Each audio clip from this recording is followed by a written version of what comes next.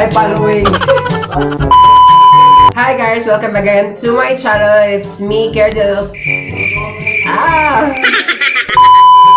Hi guys, welcome back again to my channel. It's me again, kerrdelatongapelito, and welcome to Kerr Pelito Vlogs.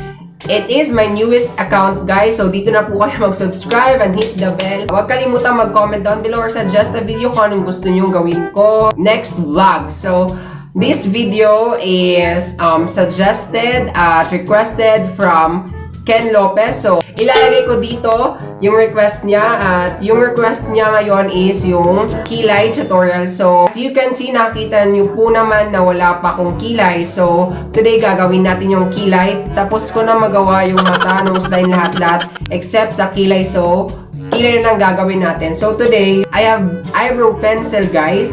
I have contour palette na brown shade, then a gel liner from Manhattan in the shade of brown, 93W. So usually yung ginagamit ko talaga sa kilay ko is powder, then brow gel or pomade. It's because nakita nyo naman mabuhok na yung kilay ko, kaya yan usually yung ginagamit ko. So para sa inyo at para ma-follow nyo ang makeup tutorial na to, ang gagamitin ko ngayon is brow pencil. Tapos yung Manhattan na gel liner, kasi alam ko most of you hilig magkilay is gumagamit lagi nitong dalawa. So without further ado, let's start this tutorial, guys. So ayan guys, ito yung gagamitin natin ngayon na pencil at i-start. By the way, itong pencil na to is from my friend John Ryan Patilan. John Ryan Patilan, thank you for this. Kasi wala na tayong pencil na iba, guys. Nagkaubusan sa market. Nagkaubusan. Ayan. Gagamit natin to at mag-start muna tayo dito. Usually, ang mag-start talaga ang proper na pagkikilay is dito muna sa part na to, sa labas. Then, i-blend mo na siya dito sa inner part of your brows. So, ngayon ang gagawin natin is dito muna tayo sa inner part.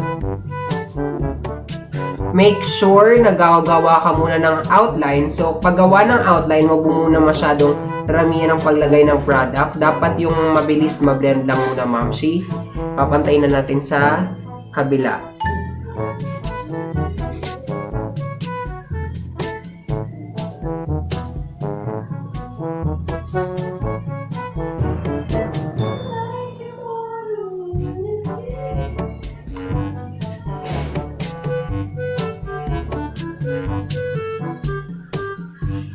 Ayan, tapos ko na siya malagyan using this.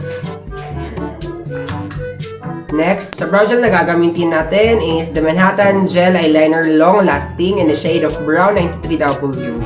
At pag gumagamit ka ng brow gel, make sure na maingat ka kasi yung brow gel, alam nyo sa mahilig magkilay na ang brow gel ay masyadong pigmented at mahirap nang ma-erase. Kailangan mo ng concealer or matapang na concealer or magsimula ulit para ma-erase lang itong mga mams. So, simula muna tayo dito sa pag-outline.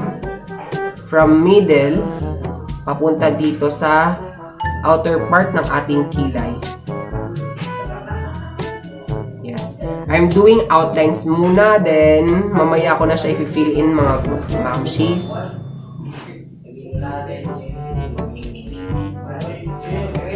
Uy!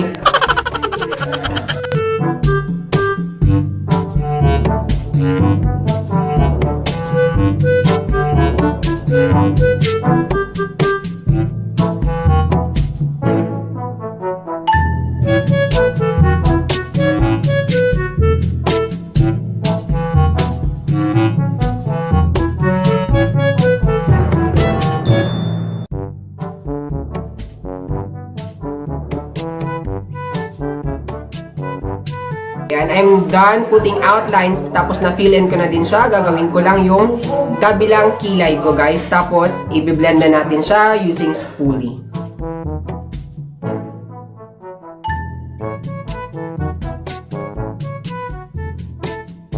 I'm done putting and filling out all the gap of my eyebrow. So, gakuha na tayo ng spoolie and blend na. So yung spoolie ko, may mga spray net siya, guys. At di ko pa siya nalinisan kasi bukas ko lilinisan to kasi I have a makeup gig para sa wedding. Ayan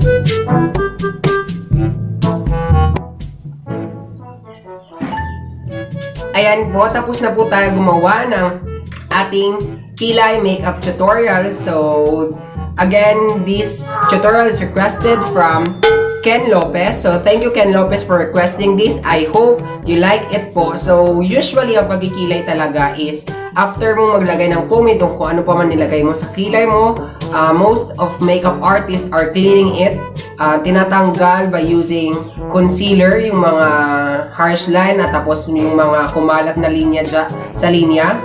So, today, hindi na ako gamit ngayon or I will not clean it by using concealer, guys. So, yan lang po. And, ang iba din are after nilang maglagay ng kilay at maglinisan ang mga edges at tapos yung mga nagkalat dyan, they are putting eyebrow gel. So, eyebrow gel. At ngayon, gagamit tayo ng eyebrow gel. Nakalimutan ko, guys.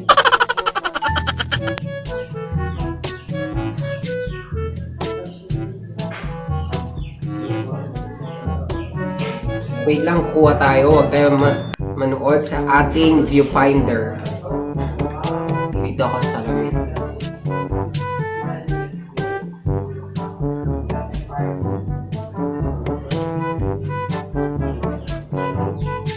Ayan, I'm done putting eyebrow gel. So, ang ginamit kong eyebrow gel is from Sansan Eyebrow Mascara. In the shade of light brown, mga mamshi. So, ayan. Zoom in lang muna tayo, mamsh.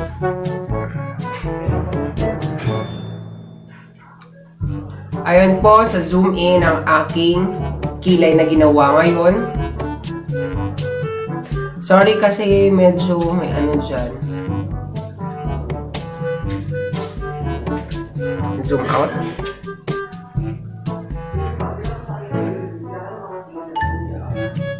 Ayan, again, thank you Ken Lopez for requesting. At para ma-shoutout din po kayo, suggest a look now doon sa comment box down below. At comment na kayo kung anong gusto nyong i-vlog ko sunod at i-film. So, thank you for watching. Have a nice day everyone. Bye po. Kapis din siya resume kasi para dimple. Nag-video ko ba na? Sinamaksa mo.